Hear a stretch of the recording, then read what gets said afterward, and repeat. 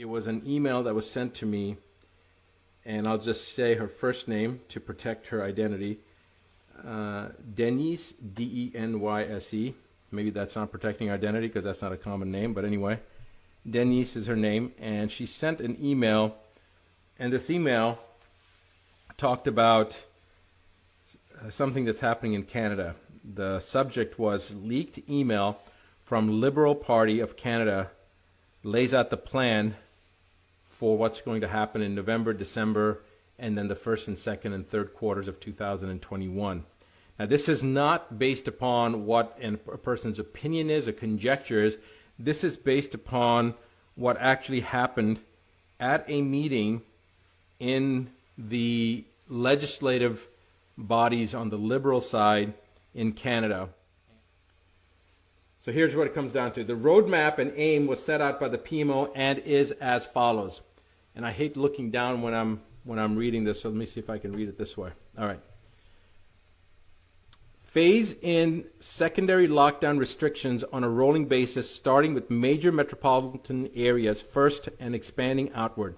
Expected by November 2020.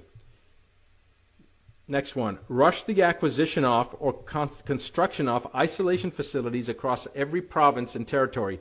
Expected by December 2020. These are concentration camps they're talking about. Daily new cases of COVID-19 will surge beyond capacity of testing. Interesting that they already know that they're going to surge, right? Why? Because they know that if there is such a virus out there, assuming that there's a real virus out there, the testing is already it's already predetermined. They're testing, they're attenuating, they're basically amplifying the RT-PCR test to the point that every human being will test positive. That's what their goal is. All right, so the new daily new cases of COVID will surge beyond capacity of testing, including increases in COVID-related deaths following the same growth curves, expected by end of November 2020. Complete and total secondary lockdown, much stricter than the first and second rolling phase restrictions, expected by end of December 2020, early January 2021. Reform and expansion of the unemployment program to be transitioned into the Universal Basic Income Program, expected by Q1 2021. Projected COVID-19 mutation and or co-infection with secondary virus referred to as COVID-21, leading to a third wave with much higher mortality rate and higher rate of infection, expected by February 2021. Daily new cases of COVID-21 hospitalizations and COVID-19 and COVID-21 related deaths will exceed medical facility capacities expected by Q1, Q2 of 2021. Enhanced lockdown restrictions referred to as third lockdown will be implemented. Full travel restrictions will be imposed, including inter-province and inter-city, expected by Q2 2021. Guys, understand that. That means that if you're in British Columbia, you can't go to Quebec. All right? This is what they're talking about. And if you're in one city and you're trying to go into another city in the same province, they're not going to allow you to do that. This is in Canada. Of course, they're going to try to roll this out, and I'll get to that point here in a second. All right. Transitioning of individuals into the Universal Basic Income Program, expected mid-Q2 2021. Projected supply chain breakdowns in inventory storage, large economic instability, all expected late Q2 2021.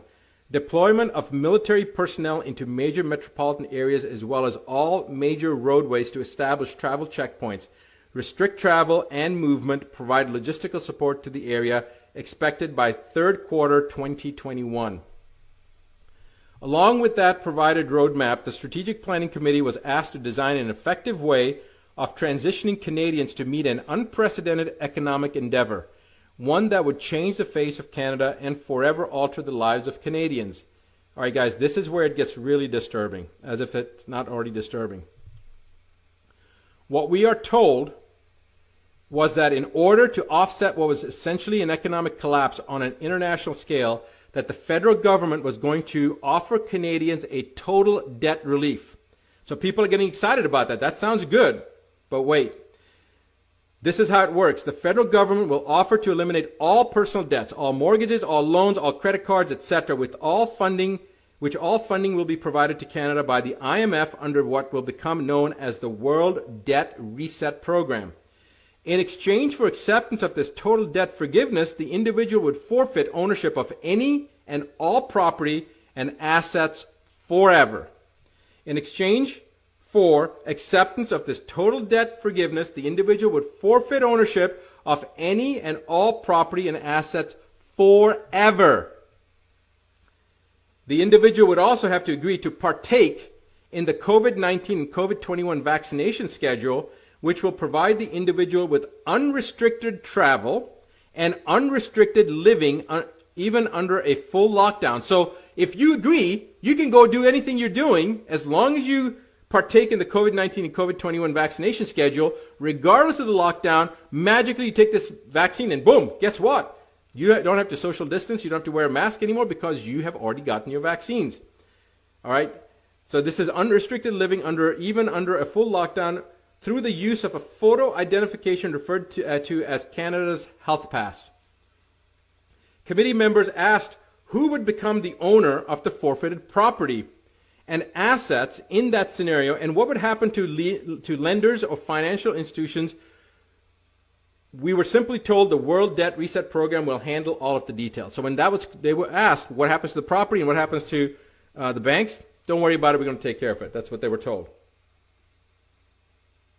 All right. And now it gets really, really interesting. Wow.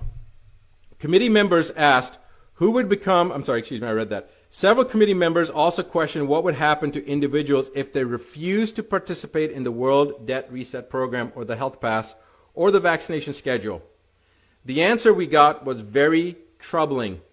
Essentially, we were told it was our duty to make sure we come up with the plan, meaning the Liberal Party was told that it was their duty to come up with the plan to ensure that would never happen. We were told it was in the individual's best interest to participate.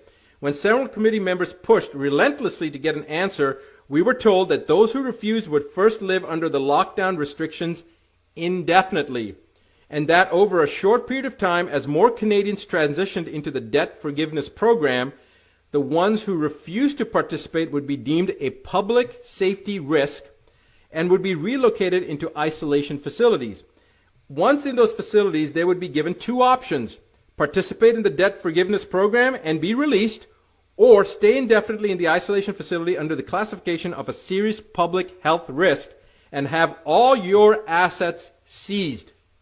As you can imagine, after hearing all of this, it turned into quite the heated discussion and escalated beyond anything I've ever witnessed before. In the end, it was implied by the PMO that the whole agenda will move forward no matter who agrees with it or not.